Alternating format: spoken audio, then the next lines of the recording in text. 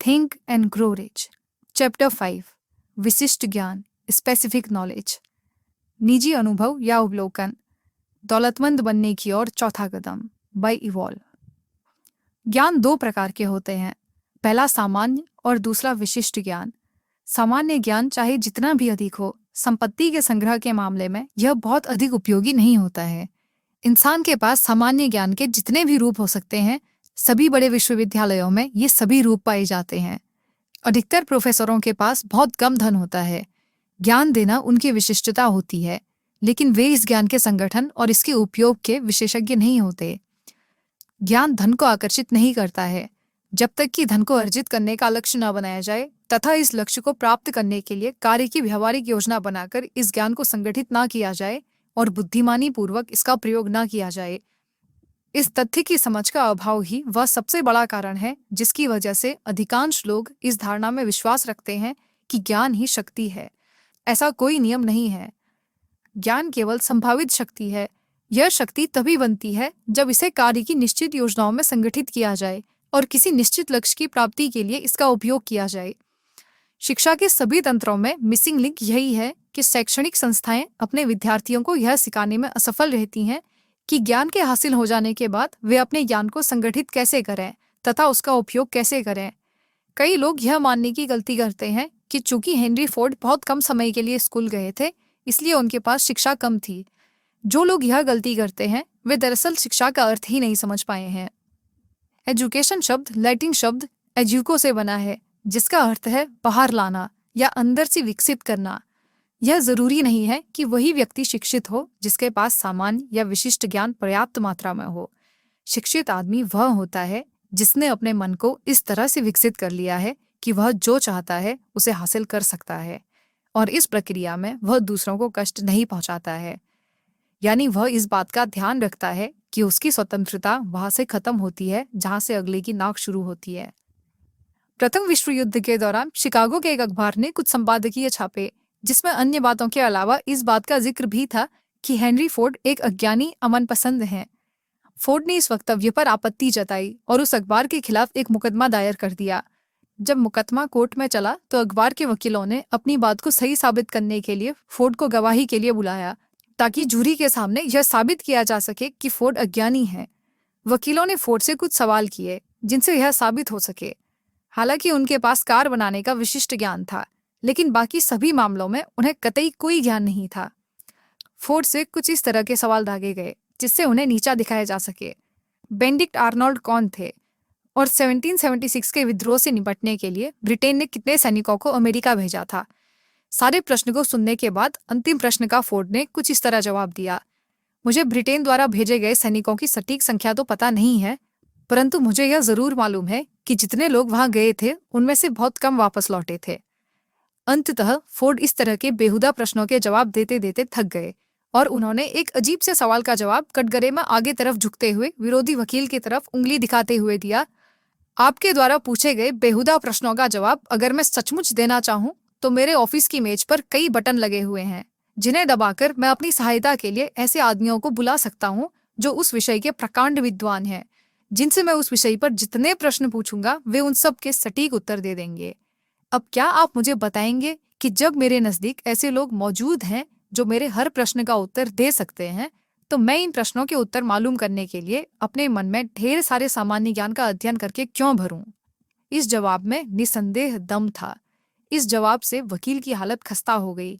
इस जवाब को सुनकर अदालत में बैठे हर व्यक्ति को यह एहसास हो गया कि ऐसा जवाब कोई शिक्षित व्यक्ति ही दे सकता है, कोई अशिक्षित व्यक्ति तो कभी नहीं।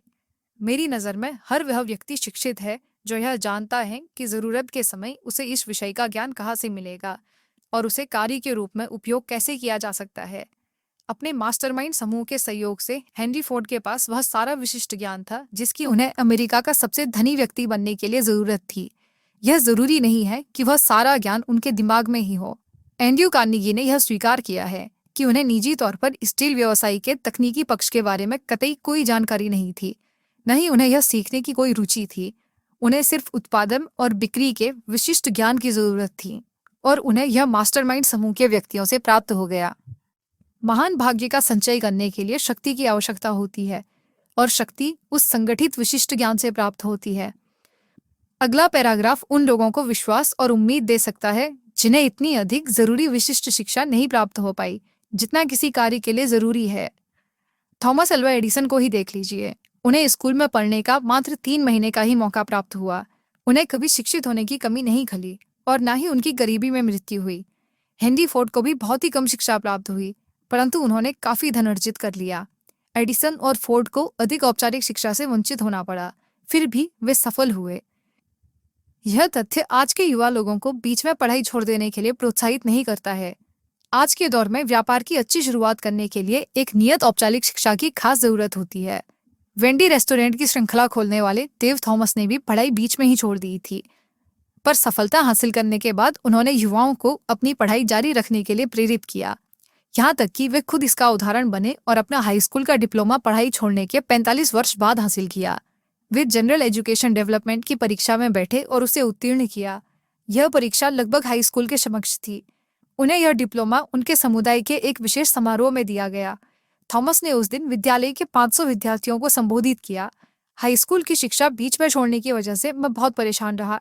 मुझे ऐसा लगता था कि अब बहुत देर हो चुकी है, परंतु अब मुझे ऐसा लग रहा है कि शिक्षा अर्जित करने के लिए कभी भी देर नहीं होती है। उम्मीद है कि यह अन्य लोगों को भी प्रेरित करेगा। डिप्लोमा हासिल करने के लिए प्रेरणा उन्हें तब मिली जब वे अपनी जीवनी डेव स्वे को प्रमोट करने के लिए देश के विभिन्न भागों में कार्यक्रमों में शामिल होते थे। कई शहरों में वे हाई स्कूल पास पत्रकारों से मिलते और बच्चों को अधिक से अधिक शिक्षा प्राप्त करने के लिए प्रेरित करते। पर उन्होंने बताया कि ये हाई स्कूल पास पत्रकार बड़े चालाक होते हैं।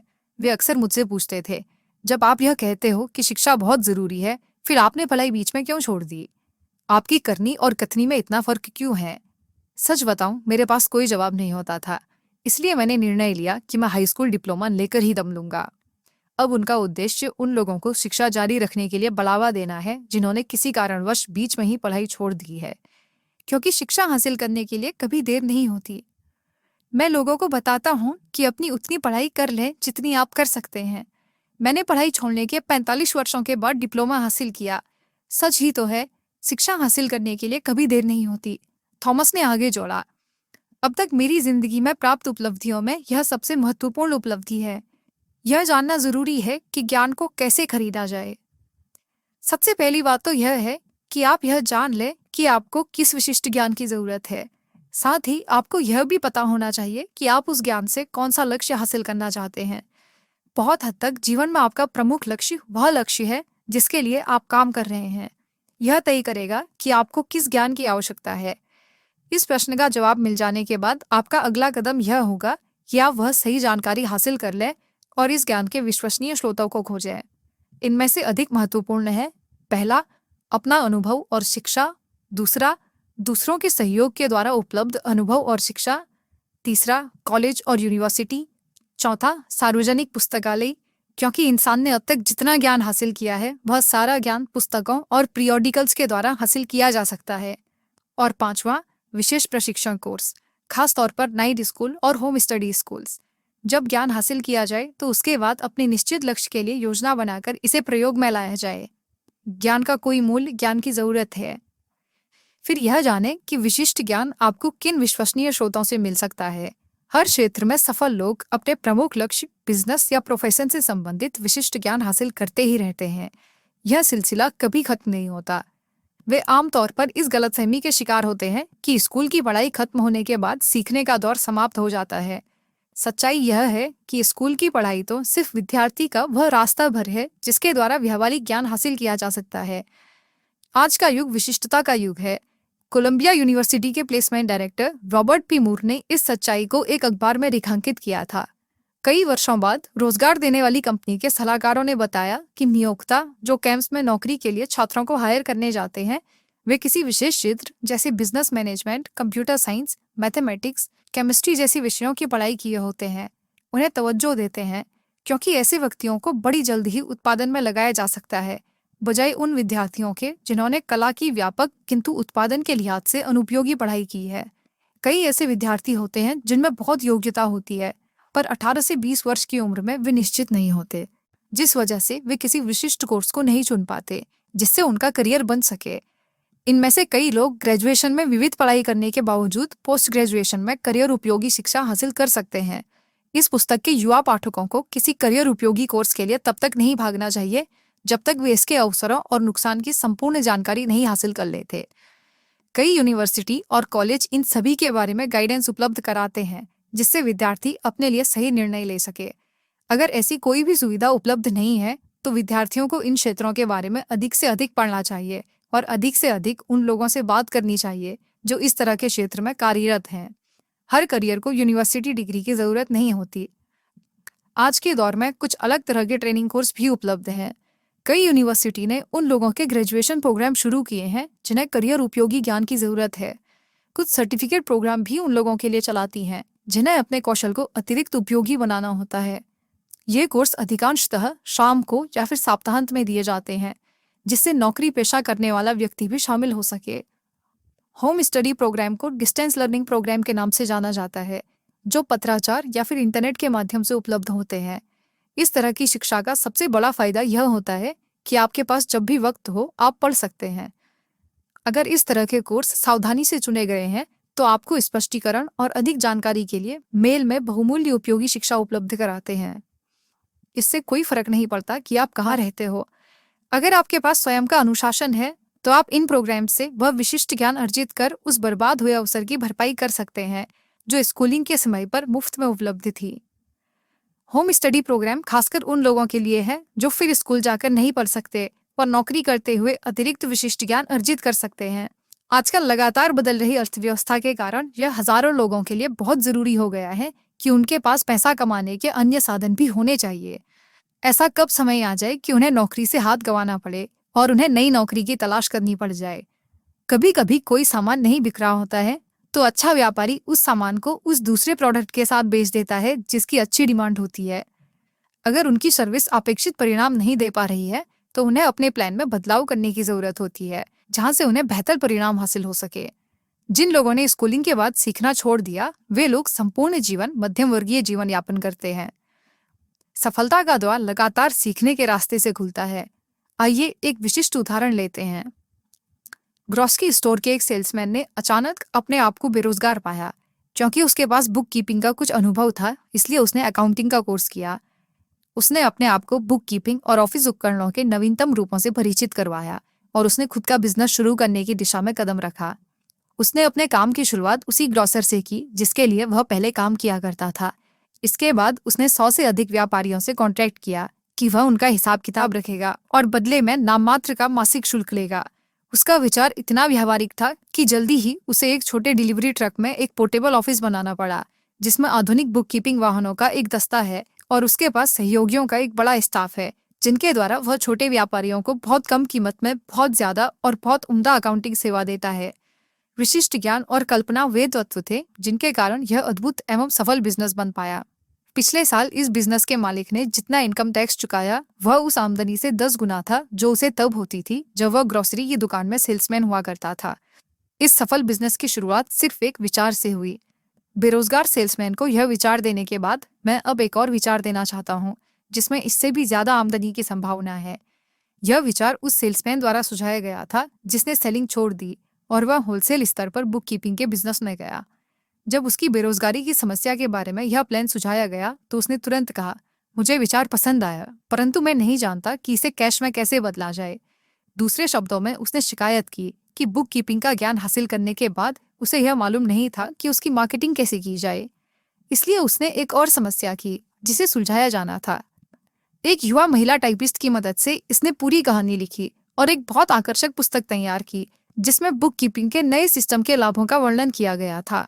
सभी पृष्ठों को सुंदरता से टाइप किया गया और एक साधारण स्क्रैप बुक में लगा दिया गया जिसमें नए बिजनेस की कहानी इतने प्रभावी ढंग से कही गई थी कि इसके मालिक के पास इतने ज्यादा अकाउंट आ गए कि उन्हें संभालने में उसे बड़ी मशक्कत करनी पड़ी। देश भर में ऐसे हजारों लोग हैं जिन्हें ऐसे मार्केटिंग विशेषज्ञ की सेवाओं की जरूरत होती है जो उनकी व्यक्तिगत सेवाओं की मार्केटिंग कर सकें और उनके लिए एक आकर्षक बायोडेटा तैयार कर सकें। यहाँ पर जो विचार दिया जा रहा है वह आवश्यकता की उपज था, आपातकालीन परिस्थिति में उठाया गया कदम था, परंतु इससे एक से अधिक लोगों का भला हुआ। वह महिला जिसके दिमाग में यह विचार आया उसकी कल्पना शक्ति बहुत पैनी थी। उसने तत्काल समझ लिया कि इस विचार में एक नए प्रोफेशन को शुरू करने की ताकत थी, जिसके द्वारा उन हजारों लोगों की सेवा की जा सकती थी जिन्हें व्यक्तिगत सेवाओं की मार्केटिंग के लिए प्रैक्टिकल मार्गदर्शन की जरूरत थी। जब इस महिला को व्यक्तिगत सेवाओं की मार्केटिंग करने के अपने पहले प्लान में तत्काल सफलता मिली तो उसे प्रेरणा मिली। इसके बाद उस ऊर्जावान महिला ने अपने पुत्र की इसी तरह की समस्या का समाधान खोजा। उसका पुत्र अभी अभी कॉलेज से निकला था, परंतु उसे नौकरी नहीं मिल पा रही थी। उस महिला ने अपने पुत्र के लिए जो मार्केटिंग प्लान बनाया वह व्यक्तिगत सेवाओं को बेचने का मेरे द्वारा लिखा गया सर्वश्रेष्ठ उदाहरण है। जब प्लान पुस्तिका पूरी हुई तो इसमें टाइप किए हुए 50 पेज थे और संपूर्ण जानकारी दी गई थी। इस प्लान पुस्तिका में यह भी बताया गया था कि उसके पुत्र को किस तरह का पद चाहिए। इसके अलावा इसमें यह भी स्पष्ट रूप से बताया गया था कि वह उस पद पर किस तरह काम करेगा। प्लान पुस्तिका की तैयारी में कई सप्ताह की मेहनत लगी, जिस दौरान उस महिला ने अपने पुत्र को हर दिन सार्वजनिक लाइब्रेरी में भेजा, जहां से वह अपनी नौकरी से जुड़ी हुई सर्वश्रेष्ठ किताबों से डेटा लेकर आता। उसने अपने पुत्र को उसके संभावित नियोक्ता के सभी प्रतियोगियों के पास भी भेजा और यह महत्वपूर्ण जानकारी हासिल करवाई कि उसके लिए बिजनेस की कौन सी विधियां महत्वपूर्ण हैं। प्लान बनाने में यह जानकारी बहुत महत्वपूर्ण साबित हुई, क्योंकि इसके द्वारा यह जाना गया कि वह अपने अपेक्षित पद पर किस तरह काम करेगा। जब प्लान बनकर तैयार हो गया तो इसमें आधा दर्जन से अधिक श्रेष्ठ सुझाव थे, जिनके द्वारा संभावित नियोक्ता को लाभ हो सकता था और उसका बिजनेस बेहतर बन सकता था। आपकी इच्छा हो सकती है कि आप पूछें, नौकरी हासिल करने के लिए इतनी मशक्कत करने की क्या जरूरत है? इसका जवाब है, किसी काम को अच्छी तरह से करने में थोड़ी मशक्कत हो जाती है तो कोई बुराई नहीं है। उस महिला ने अपने पुत्र के हितों को ध्यान में रखते हुए जो प्लान बनाया, उससे उसे पहले ही इंटरव्यू में वह नौकरी मिल गई जिसके लिए उसने आवेदन किया था, और उसे वही वेतन दिया गया जो उसने मांगा था। यही नहीं, इससे भी ज्यादा महत्वपूर्ण बात यह है कि उसे नीचे की स्टार से शुरुआत नहीं करनी पड़ी। उसने जूनियर एग्जीक्यूटिव के पद से एग्जीक्यूटिव की तनख्वाह पर अपना करियर शुरू किया। इतनी मशक्कत क्यों करना? इसलिए क्योंकि अगर इस युवक ने नीचे से शुरुआत की होती और उसने निरंतर तरक्की की होती तो उसे ऊपर उठने में कम से कम 10 साल का समय लगता, जबकि सुनियोजित प्रस्तुति की वजह से उसे एक ही झटके में वह नौकरी मिल गई। नीचे से नौकरी शुरू करना और ऊपर के पदों पर निरंतर तरक्की करने का विचार हालांकि दमदार नजर आता है, परंतु इसमें सबसे बड़ी आपत्ति यह है, ज्यादातर लोग नीचे से शुरुआत करते हैं और वे अपने सर को इतना ऊपर नहीं उठा पाते कि अवसर उन्हें देख पाए, और इसलिए वे हमेशा नीचे ही बने रहते हैं। हमें यह भी याद रखना चाहिए कि नीचे से जो दृश्य दिखता है वो इतना आकर्षक नहीं होता। इसमें महत्वाकांक्षा का गला घुटने की प्रवृत्ति होती है। हम इसे रूटीन में फंसना भी कह सकते हैं, जिसका अर्थ यह है कि हमें इसकी आदत पड़ जाती है। इसलिए हम अपनी तकदीर को स्वीकार कर लेते हैं और डेली रूटीन की आदत डाल लेते हैं। यह आदत अंततः इतनी प्रबल हो जाती है कि हम इससे बाहर निकलने की कोशिश करना छोड़ ही देते हैं। यह एक और कारण है जिसकी वजह से हमें सबसे नीचे की पायदान से 1 या 2 पायदान ऊपर से शुरुआत करनी चाहिए। ऐसा करने से आदमी यह आदत डाल लेता है ताकि वह अपने चारों तरफ देख सके कि लोग किस तरह आगे बढ़ रहे हैं। फिर वह अवसरों को पहचान सके और उन्हें गले लगाकर बिना झिझक आगे बढ़ सके। डैन हेलेपिन का उदाहरण एक बहुत अच्छा उदाहरण है। अपने कॉलेज के दिनों में वे प्रसिद्ध 1930 national championship Notre Dame football team के मैनेजर थे, जब यह स्वर्गीय न्यूट लोकने के निदर्शन में थी। हेल्पिन ने बड़े ही निराशाजनक समय में अपना कॉलेज पूरा किया, क्योंकि उस वक्त मंदी के कारण नौकरियां कम हो गई थी। इसलिए इन्वेस्टमेंट बैंकिंग और मोशन पिक्चर्स में हाथ पांव मारने के बाद उन्होंने अपने भविष्य की संभावना का पहला कदम पहचाना, कमीशन बेसिस पर बिजली के हायरिंग एड्स बेचना। लगभग 2 सालों तक उसने यह काम लगातार किया। हालांकि वह इस काम को कतई पसंद नहीं करता था और वह कभी ऊपर नहीं उठ पाया होता अगर उसने अपने असंतोष को दूर ना किया होता। उसने सबसे पहले तो वह लक्ष्य बनाया कि वह अपनी कंपनी का असिस्टेंट सेल्स मैनेजर बने, और उसे यह नौकरी मिल गई। ऊपर की तरफ उठाए गए इस कदम ने उसे भीड़ के इतना ऊपर उठा दिया जिससे वह अधिक बड़े अवसर को देख पाया। इसके अलावा उसने अपने आप को इतना ऊपर उठा लिया था जहां अवसर उसे देख सके। उसने अपने हियरिंग एड बेचने के मामले में इतना शानदार रिकॉर्ड बनाया था कि प्रतिद्वंदी कंपनी डिक्टोग्राफ प्रोडक्ट्स कंपनी के चेयरमैन आर.एम. एंड्रूज ने यह जानना चाहा कि आखिर डैन हेल्पिन नाम का यह आदमी है कौन, जो लंबे समय से काम कर रही डिक्टोग्राफ कंपनी की सेल इतनी कम करवा रहा है। उसने हेल्पिन को मिलने के लिए बुलाया। जब इंटरव्यू खत्म हुआ तो हेल्पिन नया सेल्स मैनेजर बन गया। फिर यह देखने के लिए कि युवा हेल्पिन किस मिट्टी का बना है, मिस्टर एंड्रूज 3 महीने पहले फ्लोरिडा चले गए और हेल्पिन को सूखे हाल पर छोड़ दिया, चाहे वह डूबे या मरे। वह डूबा नहीं। न्यूट रोकने की भावना, सारी दुनिया उगते हुए सूरज को प्रणाम करती है, डूबते हुए सूरज को कोई देखता भी नहीं, ने उसे प्रेरित किया। उसने अपने काम को इतने बढ़िया ढंग से किया कि वह अपनी कंपनी का वाइस प्रेसिडेंट चुन लिया गया। यह एक ऐसा पद था जिसे अधिकांश लोग 10 साल की निष्ठा भरी मेहनत के बाद हासिल करके गर्व का अनुभव करते। हेल्पिन को यह पद 6 महीने से भी कम में मिल गया था। इस पूरी फिलॉसॉफी में मैं इस बिंदु पर जोर देने की कोशिश कर रहा हूँ कि अगर हम चाहें तो हम उन परिस्थितियों को नियंत्रित करने में सक्षम हैं जिनके द्वारा हम ऊंचे पदों पर पहुंचते हैं या नीचे ही बने रहते हैं। इस बात पर जोर देने की कोशिश कर रहा हूँ कि सफलता और असफलता दोनों ही बहुत हद तक आदत का परिणाम है। मुझे जरा भी संदेह नहीं है कि अमेरिका के महानतम फुटबॉल कोच के साथ करीबी रूप से जुड़े रहने के कारण डैन हेल्पिन के मन में सर्वश्रेष्ठ बनने की प्रबल इच्छा थी, जिसने नोट्रे डेम फुटबॉल टीम को विश्व प्रसिद्ध बनाया। यह सच है कि हीरो का अनुसरण एक बहुत अच्छा विचार है, बशर्ते आप विजेता का अनुसरण करें। असफलता और सफलता दोनों ही स्थितियों में बिजनेस सहयोगी महत्वपूर्ण होते हैं। इस सिद्धांत में मेरा विश्वास तब तक सही साबित हुआ जब मेरा पुत्र ब्लेयर डैन हेल्पिन के साथ एक पद के बारे में चर्चा कर रहा था। प्रतियोगी कंपनी उसे जितनी तनख्वाह देती, श्रीमान हेल्पिन ने उसके सामने प्रारंभ में उससे आधी तनख्वाह का प्रस्ताव रखा। मैंने अपने पुत्र पर पिता की हैसियत से भावनात्मक दबाव डाला और उसे राजी कर लिया कि वह श्रीमान हेल्पिन के साथ काम करे। मैंने ऐसा इसलिए किया क्योंकि मेरा विश्वास है कि किसी ऐसे आदमी के साथ करीबी संबंध बनाना एक अमूल्य अनुभव है जो परिस्थितियों के साथ कभी समझौता नहीं करता। इस लाभ को धन से नहीं तोला जा सकता है। अपने कौशल को बढ़ाकर ऊंचाइयों में पहुंचना सिर्फ व्यापार के लोगों तक ही सीमित नहीं है। माइकल जॉर्डन ने हर कदम में बड़ी मेहनत की, जिसकी वजह से वे अपने युग के सबसे महान एथलीट्स में से एक बने। उनके पास जीतने के लिए दृढ़ शक्ति थी और खुद को शेप में रखने और अपना बेस्ट खेलने के लिए असीम इच्छा शक्ति थी। वह दिन प्रतिदिन अपने मानकों को ऊंचा करने और अपने रिकॉर्ड को सुधारने के लिए प्रतिबद्ध थे। जॉर्डन ने बचपन में ही यह तथ्य सीख लिया था। हाई स्कूल में उन्हें टीम से निकाल दिया गया था, पर उनकी टीम में वापस लौटने की प्रतिबद्धता ने उन्हें अधिक अभ्यास करने के लिए प्रेरित किया, जो वे आज भी अनुसरण करते हैं। वे हर कदम को चुनौती की तरह लेते हैं और हर नए वर्ष को उम्मीदों की तरह स्वागत करते हैं। खेल से कुछ वर्ष दूर रहने के पश्चात जब उन्होंने बास्केटबॉल में वापसी की तो उनके आलोचकों ने कहना शुरू कर दिया कि उनका शिखर का वक्त जा चुका है, अब वे धीरे पड़ गए हैं और कोई भी चैंपियनशिप जीत नहीं सकते। उन्होंने इस आलोचना को चुनौती की तरह लिया। वे और अधिक मेहनत करने लगे। उन्होंने पर्सनल ट्रेनर के साथ 1 वर्ष का ट्रेनिंग प्रोग्राम प्लान किया, अपने जिम पर और अधिक मेहनत करने लगे।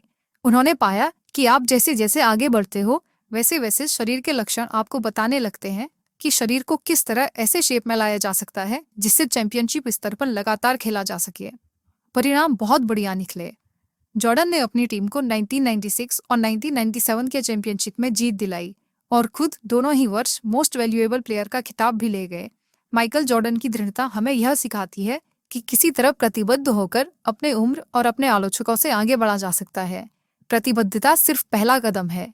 इसके बाद कठिन परिश्रम, शारीरिक और मानसिक व्यायाम भी बहुत जरूरी है, जो आपको शिखर पर पहुंचा सकता है। नीचे से शुरू करना ठीक नहीं है। किसी भी आदमी के लिए निकाल स्थान बोरियत भरा, भयावह और लाभहीन स्थान है। इसलिए मैंने इस बारे में इतने विस्तार से बताया है कि अगर यही योजना बनाई जाए तो नीचे शुरुआत करने को किस तरह रोका जा सकता है। जिस महिला ने अपने बेटे के लिए पर्सनल सर्विस सेल्स प्लान बनाया था, उसे देश भर में लोगों से यह आग्रह मिले कि वह उनके लिए भी इसी तरह के प्लान बना दे। ये सभी लोग उसका सहयोग थे ताकि उन्हें अपनी व्यक्तिगत नौकरियों के बदले अधिक धन प्राप्त हो सके। हमें यह नहीं मान लेना चाहिए कि उस महिला की योजना सिर्फ चतुराई भरी सेल्समैनशिप थी, जिसके द्वारा वह उन लोगों को उन्हीं की सेवाओं के बदले में अधिक धन दिलवाती थी जिन्हें वे पहले कम दामों में बेच रहे थे। वह व्यक्तिगत सेवाओं के विक्रेता के अलावा उनके खरीदार का भी ध्यान रखती थी और इसलिए वह इस तरह की योजना बनाती थी जिससे नियोक्ता को उस अतिरिक्त धन के बदले में पूरा मूल्य मिले। अगर आपके पास कल्पना है और अगर आप अपनी व्यक्तिगत सेवाओं के बदले में अधिक लाभदायक विकल्प खोज रहे हैं तो यह सुझाव आपके लिए प्रेरक साबित हो सकते हैं। इस विचार से इतनी अधिक आमदनी संभव है जो औसत डॉक्टर, वकील या इंजीनियर को भी नहीं होती, जिसने कॉलेज में कई साल तक अपने विषय की शिक्षा हासिल की है। दमदार विचारों की कोई निश्चित कीमत नहीं होती। सारे विचारों के पीछे विशेषज्ञ ज्ञान होता है। दुर्भाग्य से जिन लोगों के पास प्रचुरता में धन नहीं होता, उनके लिए विचारों की तुलना में विशिष्ट ज्ञान अधिक प्रचुर मात्रा में होता है और अधिक आसानी से हासिल किया जा सकता है। इस सच्चाई के कारण उस आदमी की शाश्वत मांग रहती है और उस आदमी के सामने अथाह अवसर होते हैं जो व्यक्तिगत सेवाओं को बेचने में लोगों की मदद करने में सक्षम है। सक्षमता का अर्थ है कल्पना, वह गण जो विशिष्ट ज्ञान को विचारों से जोड़ता है, एक ऐसी व्यवस्थित योजना के रूप में जिसका लक्ष्य होता है अधिक धन प्रदान करता है। अगर आप में कल्पना है तो यह अध्याय आपको एक विचार प्रदान कर सकता है जिससे आपको वह दौलत मिलनी शुरू हो जाएगी जिसकी आप इच्छा रखते हैं। याद रखें, विचार बहुत ही महत्वपूर्ण है। विशिष्ट ज्ञान आपको कहीं पर भी मिल सकता है, यानी किसी भी चौराहे पर या गली में।